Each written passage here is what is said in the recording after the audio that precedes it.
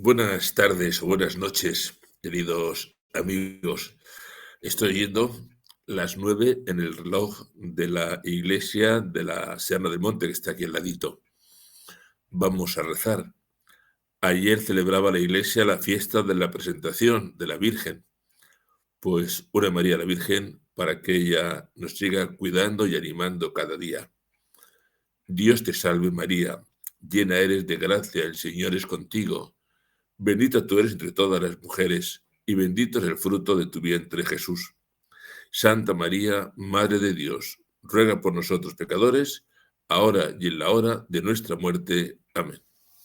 En el nombre del Padre, y del Hijo, y del Espíritu Santo. Amén. Pues vamos a comenzar nuestro ratito. Me dicen que ¿cuál es el criterio que tengo para seleccionar las noticias de cada semana? Pues tengo simplemente el mío. La Iglesia produce montones y montones de noticias cada día. Hay un montón de lugares a los que acudir. Yo de todo lo que va pasando, pues selecciono lo que me ha causado una impresión grata, interesante, curiosa, o temas que yo pienso que para ustedes pueden ser interesantes, más que por el tema, por el comentario. Pero vamos, que tienen ustedes 1000 páginas, 1000 sitios donde acudir y donde informarse. Dicho eso, nos vamos a Roma, que siempre hay cosas que hacer junto a San Pedro. ¿Qué hay así en Roma de curioso? Pues la primera cosa curiosa de Roma es que da la impresión de que la sede de Pedro está en bancarrota, porque hace tiempo el Papa ya escribió a los cardenales diciéndoles que cuidado con los gastos y que a ver cómo se las apañaban para encontrar más fondos. Bueno, pues hace un par de días el Papa ha enviado otra carta que dirige a los cardenales, a los prefectos, a los responsables de instituciones de la curia, a las oficinas, y que les dice que aquí ahora mismo ya no pueden garantizar las pensiones para un futuro, que hay que ver cómo solucionan, porque a medio plazo lo de las pensiones se va a convertir en algo imposible. Pues si en septiembre ya decía el Papa a los cardenales que menos gastos y más ingresos, y ahora dice que las pensiones no se sostienen, es que debemos estar prácticamente en quiebra, que por otra parte parece algo lógico. Si cada vez hay menos fieles, si cada vez hay menos peregrinos, si uno se asoma a la plaza de San Pedro y ve que no hay gente, pues claro, los ingresos tienen que disminuir. Y si disminuyen los ingresos, pues a ver qué hacemos con todas las obligaciones económicas que tiene la Santa Sede. Este es un primer punto que llama la atención. Pero sin salir de Roma, hemos vivido otra historia que tiene a los sacerdotes de la diócesis de Roma muy enfadados porque han recibido una carta en la que dice el Papa a los párrocos de Roma que, visto cómo está la emergencia a la hora de encontrar alojamiento, que la gente no tiene dónde vivir y que además pueden llegar peregrinos ahora con la cosa del jubileo y tal, entonces pide a los sacerdotes que pongan a disposición del vicario general de la diócesis de Roma las casas o los espacios que se puedan habitar y que tengan vacíos. Esto, en el clero de Roma, ha suscitado pues, un enorme cabreo. ¿Por qué? Pues porque dicen los sacerdotes que quien tiene más locales, viviendas y espacios en Roma no son las parroquias, sino la propia Santa Sede. Y si la Santa Sede tiene tantas propiedades, pues que empiecen dando ejemplo. Pero es que además los sacerdotes dicen otra cosa, que lo que les piden no es que ellos pongan sus casas a disposición, sino que lo que les piden es que la accedan directamente al vicario general. Es decir, una especie de expropiación encubierta. Porque dicen, claro, yo digo al vicario, tengo una casa, no sé a quién me va a meter, no sé si va a contar con la parroquia, no sé cuáles son los criterios. Oigan, que esto es una especie de expropiación de locales parroquiales cuando la Santa Sede, no nos da un duro a las parroquias y además tiene más casas que todos nosotros juntos. Por tanto, los sacerdotes de Roma están un tanto cabreados. Se comprende por la situación que se lo está creando.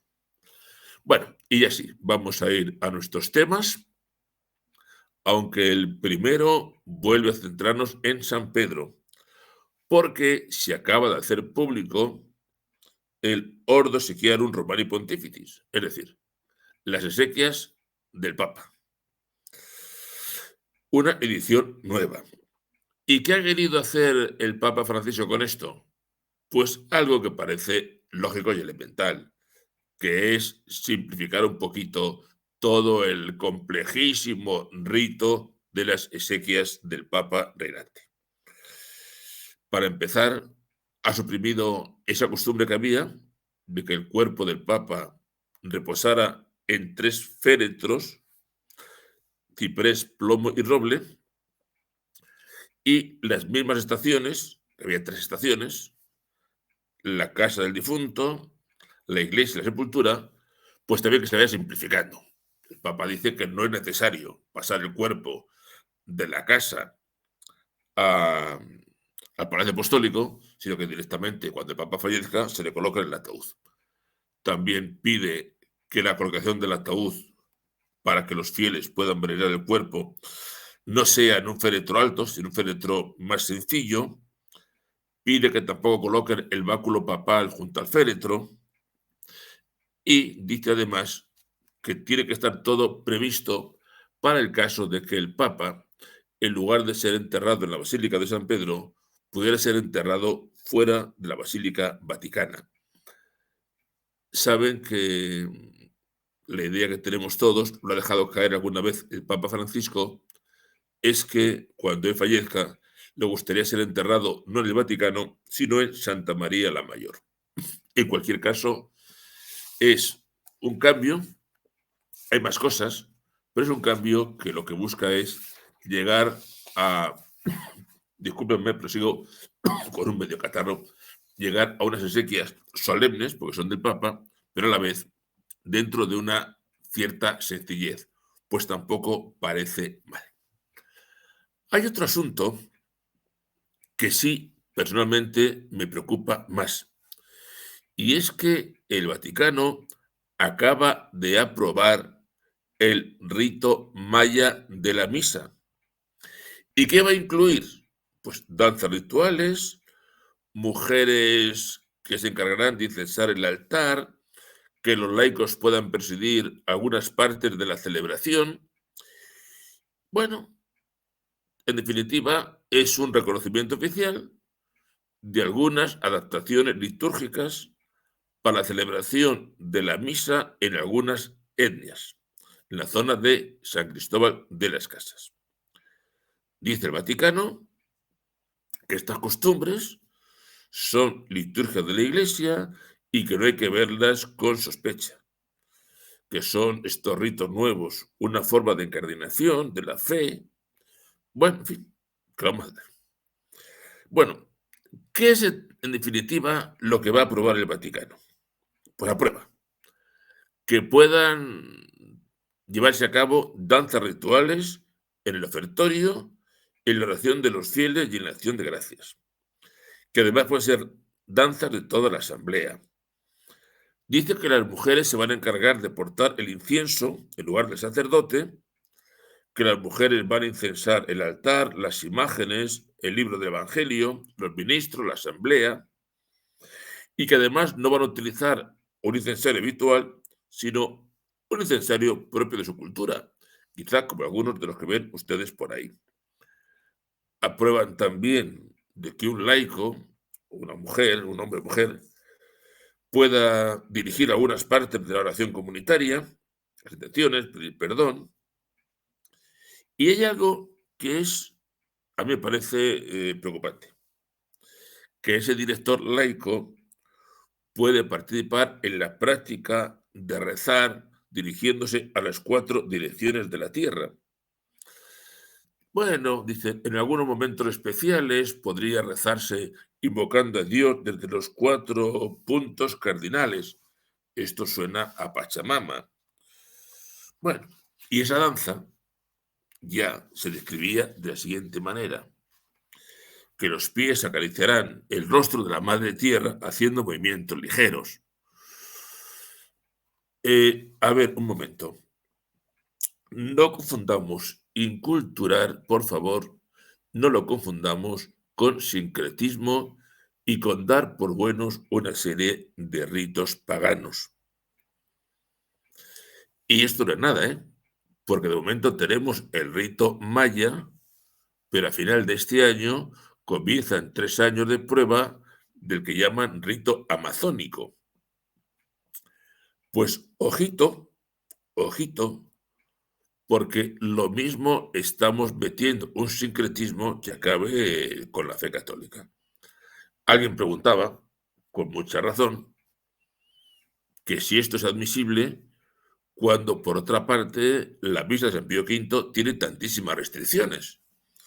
Una misa de San Pío V, avalada por siglos de celebración universal en toda la Iglesia, llena de restricciones, mientras que uno puede alabar a Dios bendiciendo los 4 puntos cardinales, encomendándose a la Madre Tierra y incensando con no sé qué. Tampoco parece muy lógico. Son cosas que uno no termina de entender, pero que las tienen ustedes, pero que uno no termina de entender. Bueno, vamos a seguir avanzando. El Papa Francisco tiene mucha facilidad para meterse en charcos que yo creo que no son del todo convenientes. Lo de Gaza, evidentemente, a todos nos preocupa y a todos nos duele. Y es una guerra que todos quisiéramos que terminara cuanto antes, y más cuando hay otros países que empiezan a verse involucrados en el asunto. Y el Papa Francisco ha tenido la ocurrencia de solicitar una investigación para determinar si los ataques de Israel sobre Gaza pudieran ser un genocidio. Bueno, pues esto ha supuesto unas protestas muy serias. ¿Qué ha dicho en concreto la Embajada de Israel? Dice, el 7, leo textualmente, el 7 de octubre del año 2023 hubo una masacre genocida de ciudadanos israelíes y desde entonces Israel ha ejercido su derecho a la autodefensa contra intentos desde 7 frentes diferentes de matar a sus ciudadanos. Cualquier intento de llamar a esta autodefensa con cualquier otro nombre es aislar al Estado judío. Pues miren ustedes, yo creo que es verdad, porque los judíos no son hermanitas de la caridad, pero oigan, lo que pasó el 7 de octubre de 2023 es del todo inaceptable. Y a mí me parece que podemos correr el riesgo de demonizar a unos y santificar a los otros. Y siempre santificamos en la misma dirección. Esto del genocidio de Gaza lo dicen siempre los mismos. Cuanto más a la izquierda, más genocidio. Cuando hay estos hechos, yo diría que hay que ser mucho más cuidadoso. Hoy han preguntado a Parolín. Bueno, sí, claro, normal que nos preocupe. ¿Qué va a decir Parolín? Que digamos, si lo tradujéramos a lo político, el primer ministro. Si a él le atacan, pues tendrá que defenderse, por mucho que nos parezca, a algunos pueda parecer una barbaridad. Seguimos con el Papa, que hoy parece que toca hablar mucho de ello. Se ha reunido en Brasil el G20. El G20 se supone que es el grupo de los 20 países más ricos del mundo. Y en estas ocasiones, el Papa pues, suele mandar a un representante. Aquí ha ido nada menos que Parolin, que es el secretario de Estado, que es, digamos, el primer ministro. O sea, si hubiera que hablar en términos políticos, sería el Papa, jefe de Estado, y este el primer ministro. Y ha ido, como no puede ser de otra manera, llevando un mensaje del Papa. Son las primeras economías del mundo y el Papa es normal que tenga que decir alguna cosa. Parolin hace referencia a la encíclica Fratelli Tutti y dice que el alimento es un derecho inalienable. Estamos todos completamente de acuerdo. Y lamenta una contradicción. Y es que estamos en un mundo donde mientras algunos estamos pasados de peso, servidor por ejemplo, hay gente que no tiene lo necesario para comer. Es curioso, en un mundo donde hay 3.000 millones de personas que no comen lo suficiente, que haya también, a su vez, otros 2.000 millones buscando clínicas de adelgazamiento. Dice el Papa que aquí hay algo que está fallando y yo le doy toda la razón. Dice incluso el Papa otra cosa, y es que las guerras no solamente producen pérdidas de vidas, sino que además, claro, como las guerras exigen que se haya que dar dinero para armamentos, eso supone pobreza. Bien, estoy de acuerdo con una salvedad. A mí esa demagogia de que menos armas y más comer no me convence porque al final eso lo hacen unos y los otros se aprovechan. No está complicado.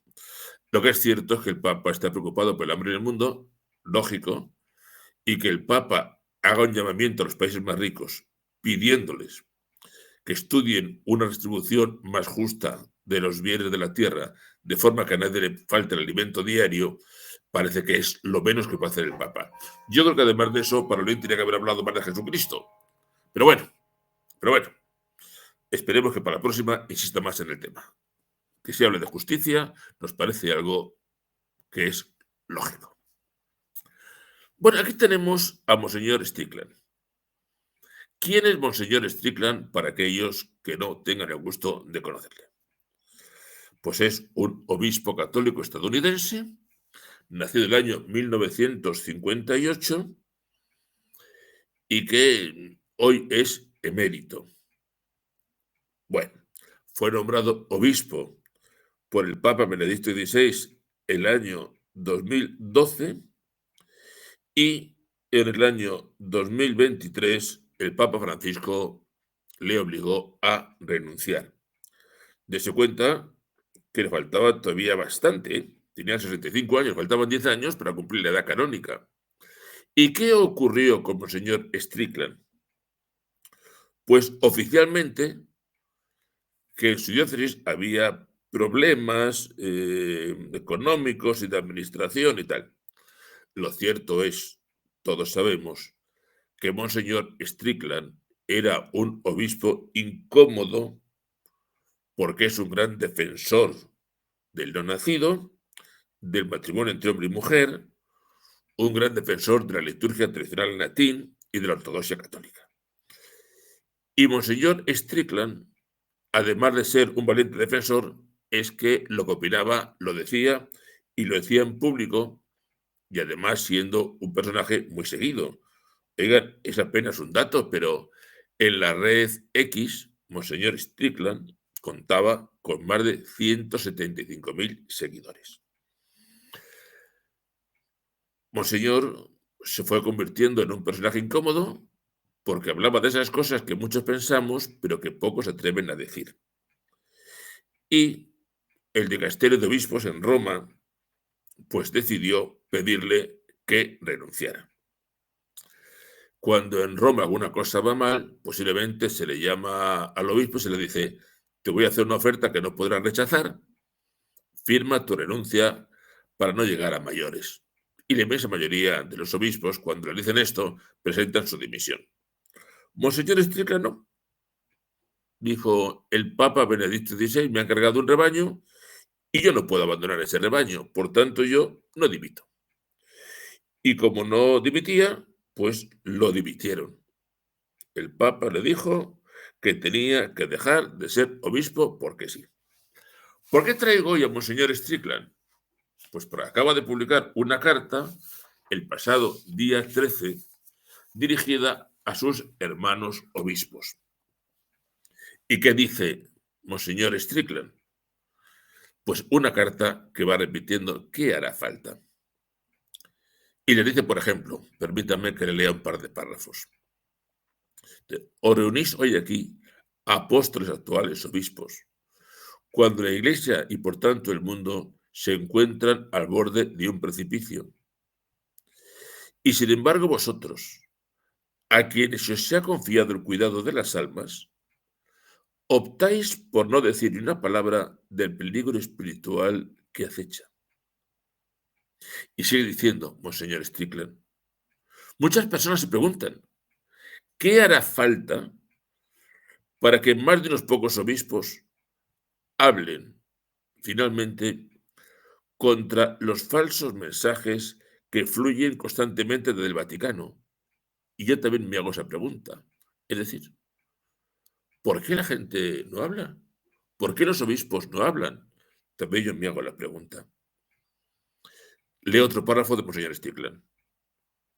Los que buscaban, en primer lugar, era el desmantelamiento de la Iglesia de Cristo mediante la sustitución de la estructura de la Iglesia, tal y como nuestro Señor la instituyó, por una nueva estructura de sinodalidad diabólicamente inspirada, que en realidad es una nueva Iglesia que no es en absoluto católica. Es curioso, porque lo que piensa Monseñor Strickland lo pensamos muchos sacerdotes y lo piensan bastantes obispos. Lo que yo me pregunto es, ¿y por qué estos obispos no hablan? No hace mucho, hablando con un obispo con el que tengo confianza, hablábamos por la situación de España, de la situación en Roma, y yo le decía, la culpa la tiene usted, monseñor. ¿Por qué no habla? Hombre, ¿por qué no habla? Y le dije más. Y si es verdad que a lo mejor los obispos en ejercicio podrían tener más dificultades, ¿por qué no hablan los obispos, los arzobispos, los cardenales eméritos, que no tienen absolutamente nada que perder? Esto es algo que yo me pregunto. ¿Por qué no hablan? Y lo que dice Monseñor Strickland es cierto. La situación es mala. ¿A ustedes no les importa lo que está ocurriendo? ¿A ustedes les da igual? ¿A ustedes no les importa que la gente se pierda? Pues esto tenemos. Nos vamos a ver a mis amigos chinos. Este es el cardenal Stephen Chow. ¿Y por qué lo traigo aquí? Pues es un cardenal jesuita, muy progresista, muy pro fiducia súplica, en fin, los gays y tal, que hay que ser dialogantes con el taoísmo, que son gente muy buena. Tenemos señor Stephen Chow. Y lo que dice es que hace falta perdón por el palabra, la sinización de la iglesia en China. Es decir, lo que dice es que más que inculturar la iglesia, hay que chinanizar la iglesia, hacer una iglesia china.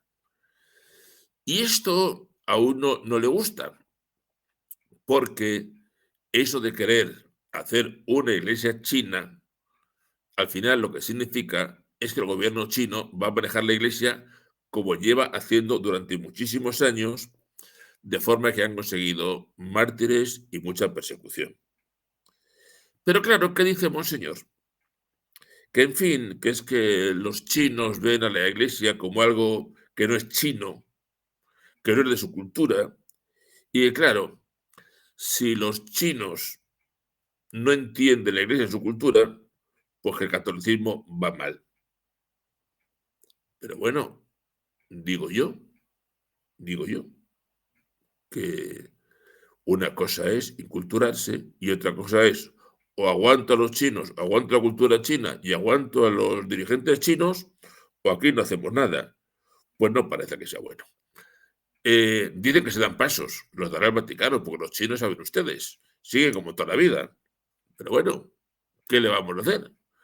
Yo creo que inculturarse sí, pero renunciar a ser católicos para hacernos iglesia patriótica otra vez es un peligro. Y yo creo que Monseñor en esto está tratando de nadar entre dos aguas y esto al final termina creando confusión. 5 minutos y me quedan todavía cosas por hablar. Me queda por hablar de la canonización de Carlo Acutis y Pier Giorgio Frassati. Carlo Acutis, que murió con 15 años, un joven de su tiempo, deportista, informático, enamorado de la Eucaristía, enamorado de la Virgen María, enamorado de los pobres, que incluso hizo unas páginas web dando a conocer la Eucaristía, dando a conocer tantas cosas, pues beato hace poco va a ser canonizado. La verdad es que tener un santo informático y joven es una bendición de Dios. No está la fecha marcada de todo, pudiera ser el 27 de abril, porque el Papa ha dicho que las canonizaciones están, faltaba terminar de ultimar las fechas. Todos los rumores es que Acutis sería canonizado el 27 de abril. Y tenemos al otro, Pier Giorgio Frassati. Bueno, nació el año 1901 y murió el año 1925. Un joven laico, miembro de Acción Católica, deportista, montañero, sano, un hombre de oración y un hombre tremendamente caritativo, que daba su vida por los pobres. Murió de una polio fulminante. Parece ser que en sus visitas incansables a los enfermos contrajo la polio y con tal fuerza que murió apenas en unos días. Llegó a casa con un extraño dolor de cabeza, pero había otros problemas en casa, estaba muriendo la abuela, no le hicieron mucho caso y cuando se quisieron dar cuenta, estaba muriendo. Fue una enfermedad que le duró apenas 5 días. Pues el Papa nos ha dicho que este año serán canonizados los dos. Carlo Acutis, posiblemente el 27 de abril, y Pier Giorgio Frassati, posiblemente el 3 de agosto. Es una buena noticia. En este mundo nuestro tan complicado, en esta iglesia nuestra con tantas dificultades, encontrarnos a prácticamente un niño, Carlo Acutis, y a un joven como Frassati, que van a ser santos, es un estímulo en nuestra vida de oración y de caridad y de entrega a los demás. Se va el tiempo.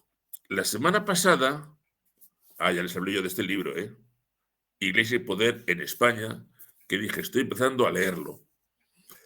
Pues es tan interesante que es que me lo devoré. Pero además, les digo que me estoy haciendo una segunda lectura. La Iglesia en España siempre ha tenido una gran fuerza de toda la vida. Y es una iglesia muy peculiar. Muchos de ustedes la ven desde fuera y dicen, pero bueno, ¿qué ocurre en España con la iglesia? Pues no es fácil entendernos, ¿eh? Pero para comprender el hoy de la iglesia en España, nos tenemos que remontar al siglo XIX, porque los españoles siempre hemos tenido una relación con la iglesia muy especial. Decían que la gente en España está siempre detrás de los curas, unas veces con los cirios, otras veces con los palos. Somos así. Y es un libro muy interesante porque no es un libro que especula con las cosas, ni es un libro hecho a base de 4 anécdotas, ni es un libro que pretende soltarnos una ideología de cualquier manera. No, no. Es un libro profundo, es un estudio muy, pero que muy bien documentado, y a partir de ahí, pues cada uno que lea, que estudie y que saque sus propias conclusiones. Tiene capítulos impactantes, ¿eh? Todo lo anterior al Vaticano II, lo que supuso el Concilio Vaticano II en España, las rupturas, la secularización, las crisis, pero va mostrando sobre todo una cosa que a mí me ha impactado mucho, ¿no? Y es que en medio de tantas dificultades, la Iglesia solamente quiso una cosa, que era encontrar su lugar en esta España nuestra y ser testigo de Cristo en esta España nuestra. La Iglesia lo que fue buscando fue siempre cómo iluminar la vida de los españoles con la luz del Evangelio. Y les digo que esto no era nada fácil porque los españoles siempre hemos sido muy complicados y las relaciones con la Iglesia han ido de banda a banda. Ahí tienen en la portada al rey Juan Carlos, por supuesto, fueron muchos años, y con él dos cardenales distintos, pero en el fondo tampoco tanto. Don Marcelo González, cardenal arzobispo de Toledo, y Monseñor don Vicente Enrique Tarancón, cardenal arzobispo de Madrid. Los dos representaban para algunos como dos iglesias distintas, una más abierta, Tarancón, una más conservadora, ¿eh? Pero los dos buscando que la Iglesia de Cristo encontrara su lugar en una sociedad como era la del momento. Yo me he devorado el libro, me he entusiasmado, estoy dándole una segunda vuelta y si quieren conocer lo que es la Iglesia de España, sobre todo en el último siglo, este libro merece la pena que se lo lean. Quería haber hablado de alguna cosa más, pero oigan, es que el tiempo es el tiempo. Quería haber hablado de Alemania, porque en Alemania alguna vez salen cosas buenas. Por ejemplo, mujeres pro vida, mujeres que luchan por la vida, mujeres que dicen que en lugar de abortar, lo que hace falta es ayudar a las madres para que tengan a sus hijos. Y en una Alemania, que ustedes saben lo que pienso de Alemania, encontrarte de vez en cuando estas cosas, pues realmente llama mucho la atención y es una alegría que uno se lleva de vez en cuando. Y se acabó, que esto no da más de sí. Se acabó. Trapella está muy bien, ahí le tengo tosiendo, debe estar un poco acatarra, yo qué sé. Está fenomenal, está precioso, divertido, simpático. Y nada más, que seguimos en nuestra iglesia. Una iglesia con luces y con sombras, pero con una idea clarísima. Ser fiel a Cristo y llevar el mensaje de Dios, del Evangelio, al mundo de hoy. Aunque en ocasiones, yo creo, no acertemos del todo en la forma de hacerlo. Recibimos la bendición de Dios. Que la bendición de Dios Todopoderoso, Padre, Hijo y Espíritu Santo, descienda sobre nosotros y nos acompañe siempre. Buenas noches, viva Cristo Rey, que lo celebramos este próximo domingo, y hasta la semana que viene, si Dios quiere.